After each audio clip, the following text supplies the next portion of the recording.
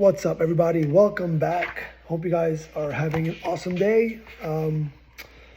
So I will admit, I think this book is going to be a little bit harder for me to review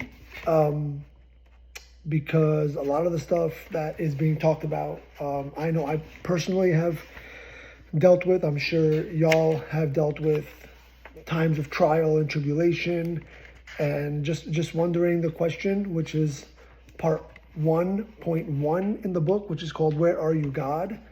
How many times have you sat there and said, "Where are you?" Again, whether God, universe, whatever it is you believe in, but like, where are you, God, in this moment, right? And it's difficult for us to believe that He is still there in our times of trouble, right?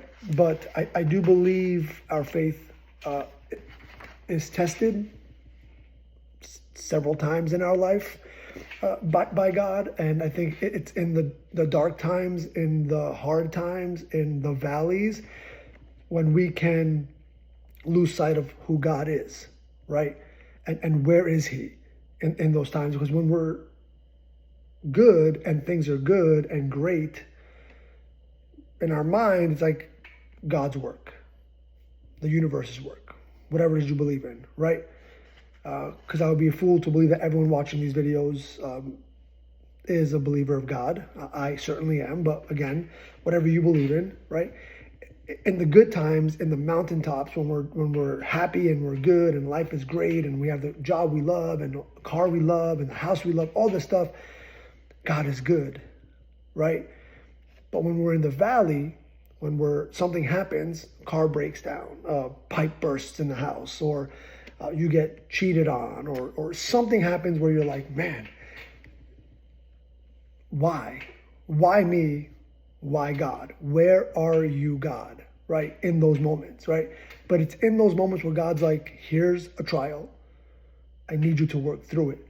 I need you to work through it, believing in me, in faith, that it will be better on the other side. My pastor always says, in life, we are either going into a storm, we are already in a storm, or we're coming out of a storm. And God is with us through all those phases. Where are you in life right now? Are you going through a storm? Are you in a storm? Or are you coming out of a storm? Where are you in life? But I believe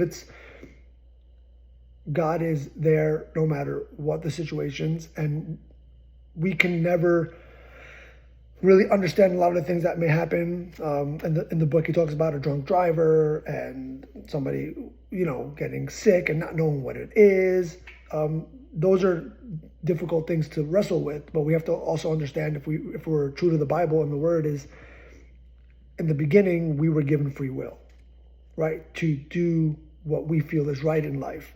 And if that drunk driver made a bad decision using his free will, and he got in a car and drove, it's unfortunate, but that's something we can't control. We can't control other people and what they do, and sometimes it's innocent people that are on the other end that get the brunt of it, right? And it's unfortunate. But he talks about in the book as well, talks about Psalms, which is some of my favorite stories or scriptures in the Bible, because I love poetry. I'm a big poetry fan.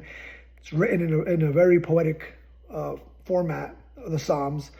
But Psalms 6:2-3 and 6-7 says, "Have mercy on me, Lord, for I am faint. Heal me, Lord, for my bones are in agony. My soul is in deep anguish. How long, Lord, how long? I am worn out from my groaning. All night long I flood my bed with weeping and drench my couch with tears. My eyes grow weak with sorrow. They fail because of all my foes." He goes on to talk about the authors of Job, Lamentations, Ecclesiastes, and Jeremiah all express doubt and confusion with the Lord and what He's doing in their lives and all of that. But we have to understand it's in the trials where our faith is tested. And we need that in our life. It sounds weird to say, but we need that in our life. We need to be tested, again, whether you believe universe, some sort of big whatever, or me personally, I believe in God, Jesus, right? we are tested because our faith is tested. It's unfortunate, but it's just the will of God. It's just the writings of God. And 2,600 years ago, he says, Habakkuk asked many of the same questions people all over the world are still asking today, right? God revealed some of Habakkuk's anguish, even as he left other questions unanswered, right? So we may not get all the answers we want in maybe this lifetime or this life, but when we get called home, maybe we will in that lifetime. Because I do believe that when we pass, we move on, we have our actual second life with Jesus and our loved ones that have passed before us. But where are you, God? I believe we have to stay faithful and true to the word in the good times and especially the bad times. I believe that's when our faith is tested the most. Are we praising him and reaching out to him in the good and the bad, or just when we want the good? And when we get the bad, it's his fault. He's nowhere to be found. I do believe we need to have faith in both circumstances.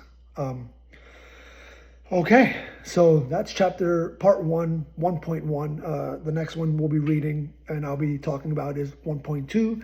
That's entitled, Why Don't You Care? And I will get to that very, very soon. So deep stuff. I'm really enjoying the book so far. And hopefully you get something out of this. Again, whether you believe in God or not, I'm hoping that this touches you in some way. So thanks for watching, and I'll catch y'all on the next one. Take care.